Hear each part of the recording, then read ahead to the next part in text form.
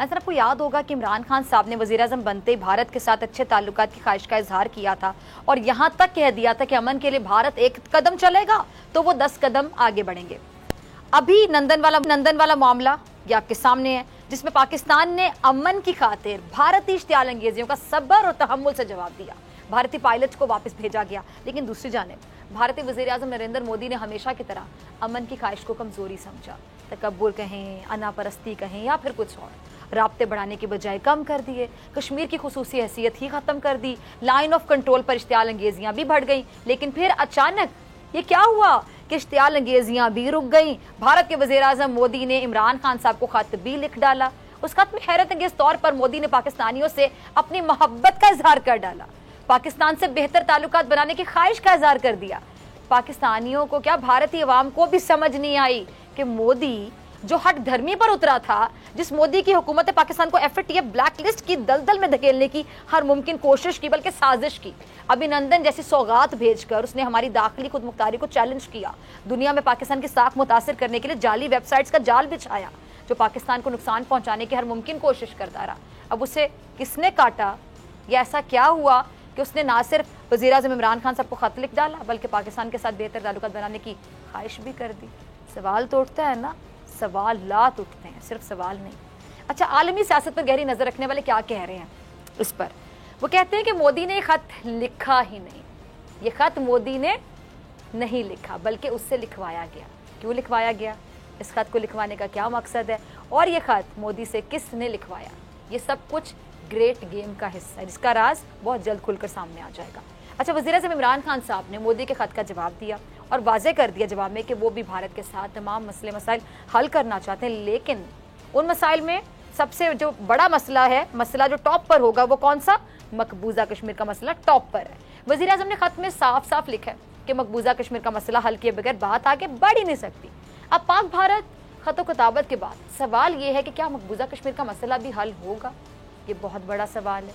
इसके साथ ही नाज़रीन, जब दोनों ममालिक के वज़ीर आज़म के दरमियान खत लिखने का सिलसिला शुरू हुआ, उसके बाद पाकिस्तान और भारत के साथ तिजारत की क्या सराहियाँ भी होने लगी। ये हवा चलने लगी कि पाकिस्तान मकबूजा कश्मीर से पीछे हटकर भारत के साथ तिजारत पर राजी हो गया। लेकिन वफाकी काबीना में आज इस मामले पर बहस होने के बाद कुछ और ही कहानी सामने आई है। वो कहानी क्या है, समझने के लिए ज़रा एक क्लिप देखिए शाह महमूद कुरैशी साहब का।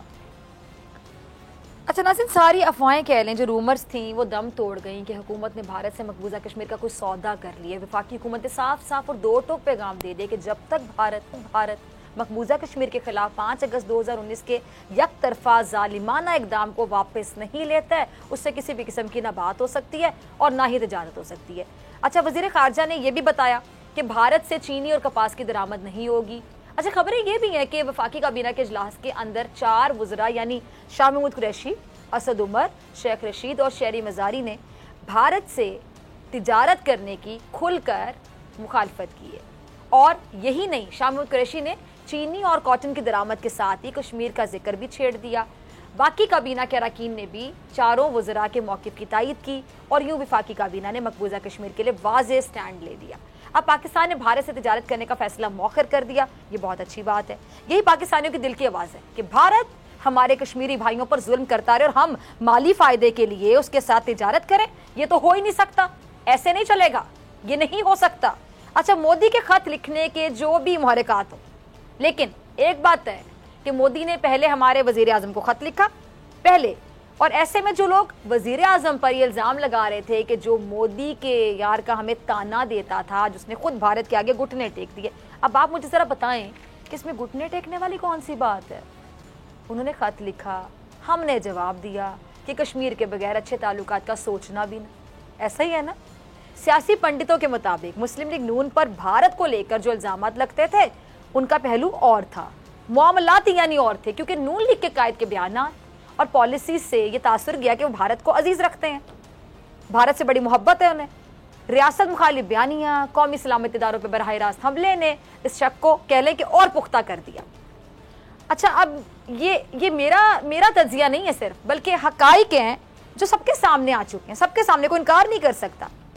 इसकी तस्दीक تسنیم اسلم صاحبہ جو سابق ترجمان دفتر خارجہ تھی، میں آپ کو یاد کروانا چاہوں گی، آپ کو یاد ہوگا وہ بھی کر چکی ہیں تصدیق کہ کس طرح نون لیگ کے قائد نے بھارت کے خلاف بیان دینے سے باقاعدہ دوسروں کو بھی منع کر دیا، خود بھی نہیں بھارت کے بارے میں بات کرنی، لب سی لیے، اور دوسروں کو بھی منع کیا کہ بھارت کے خلاف بیان نہیں دینا، یعنی بھارت سے اتنی محبتیں تھیں کہ دوسروں کو بھی منع کیا بیان دینے سے بھارت کے خلاف۔ اور تو اور بھارتی رہنما بھی کہتے پائے گئے کہ انہوں نے نون لیگ کے قائد پر کیا کہتے تھے، انویسٹمنٹ کی ہے۔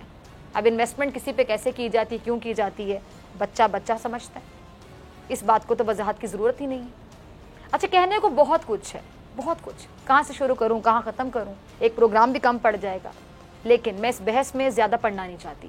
اپوزیشن جو آج عمران خان کو مودی کے یار کا تانا دے رہی، باقاعدہ تانا، ان کی تو یہ ڈومین ہی نہیں ہے کہ وہ اس پر بات کریں، کیونکہ وزیر اعظم عمران خان صاحب ہیں اور انہوں نے ہی یہ طے کرنا ہے کہ کس سے تجارت کرنی ہے، کس سے نہیں کرنی ہے، سمپل سی بات ہے۔ اپوزیشن اس پر کچھ کرنے کی پوزیشن میں جب نہیں ہے، اس لیے بہتر ہوگا کہ وہ اپنے مسائل سلجھائے، نہ کہ ان معاملات میں ٹانگ اڑائے جو ان کے اختیار میں ہی نہیں ہے۔ سبسکرائب کریں اور بیل دبائیں تاکہ کوئی خبر رہ نہ جائے۔